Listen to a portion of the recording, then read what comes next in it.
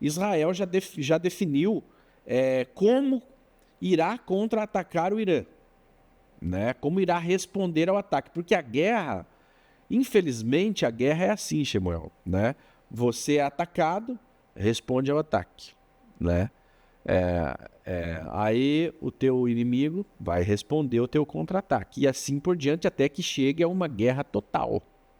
Então, pelo que a gente pode olhar, o direcionamento disso é realmente o início do fim, né? Ou o começo, né? de um novo mundo. Porque o mundo Mas ele não acontecerá sem antes esta guerra.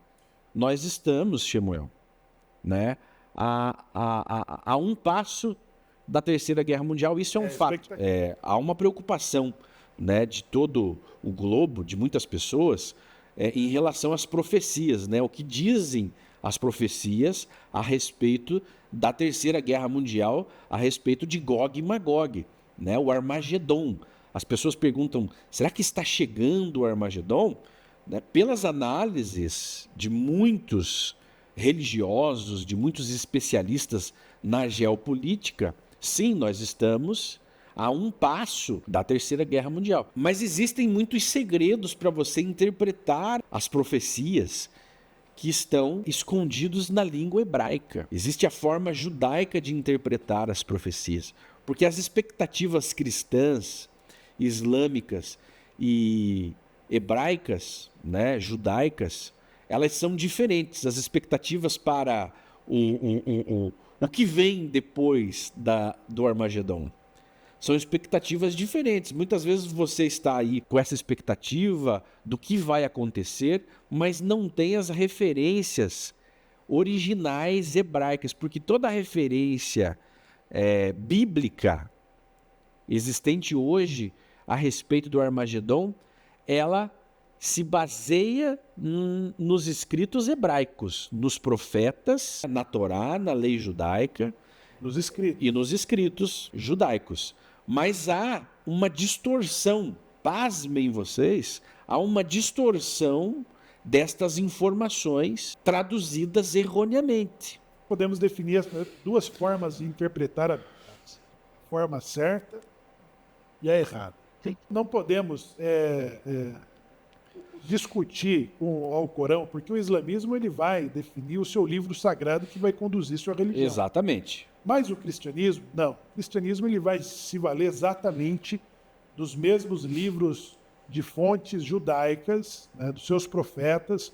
Moshe Rabbeinu é o maior, constituído como pai e mestre de todos os profetas, e depois dele todos os profetas que virão falarão a Israel, falarão de forma coletiva ou individual, mas sempre apontando para o futuro e conduzindo os seus judeus de retorno para a Torá.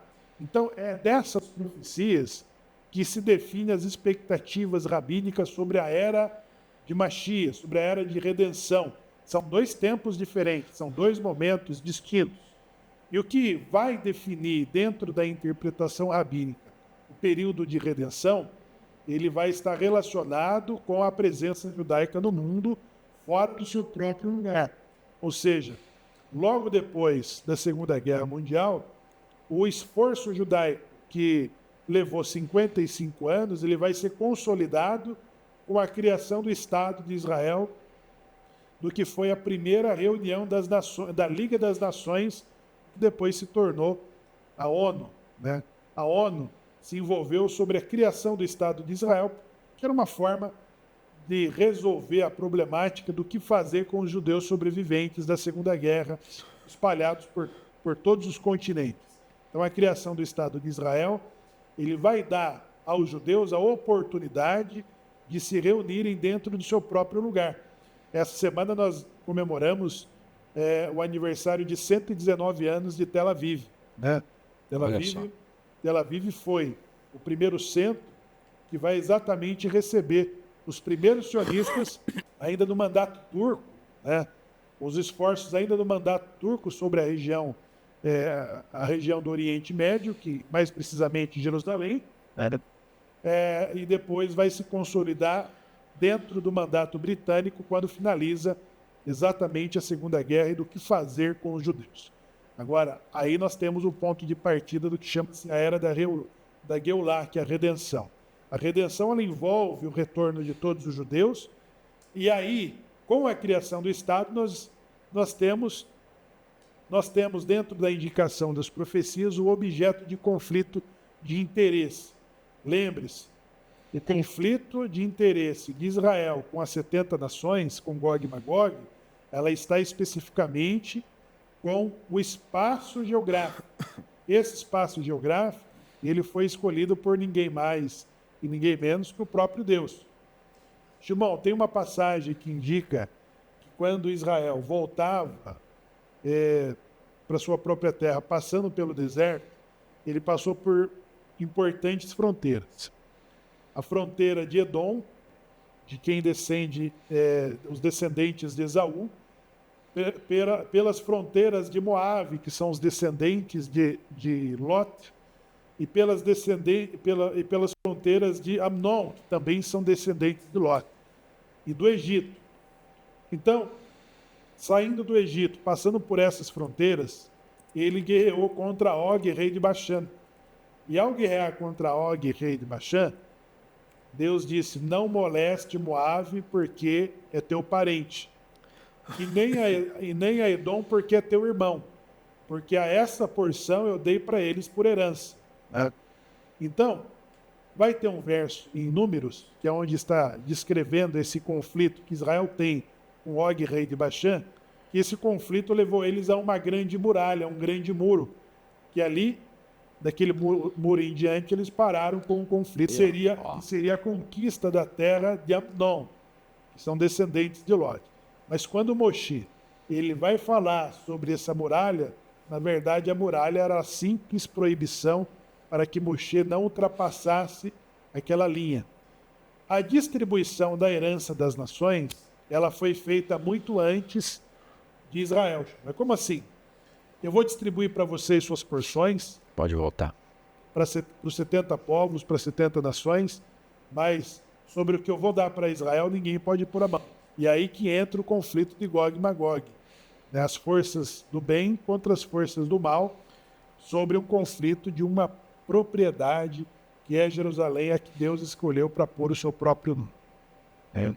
E aí, quando Israel completa a sua missão de se organizar como país, de se armar como país, então ele chama a atenção das nações exatamente pelo espaço que os árabes estavam dispostos a abrir mão e preencher a lacuna, dizendo, não tem problema, esse terceiro lugar de maior importância para nós pode ser cedido como um acordo de paz e se tornar um lugar chamado de Casa de Oração de Todos os Povos, que é o mesmo nome que Shilomo já tinha dado para o templo. Ok? Então é muito importante você ter acesso à análise profética dos escritos originais que estão em hebraico. Gente, isso muda tudo.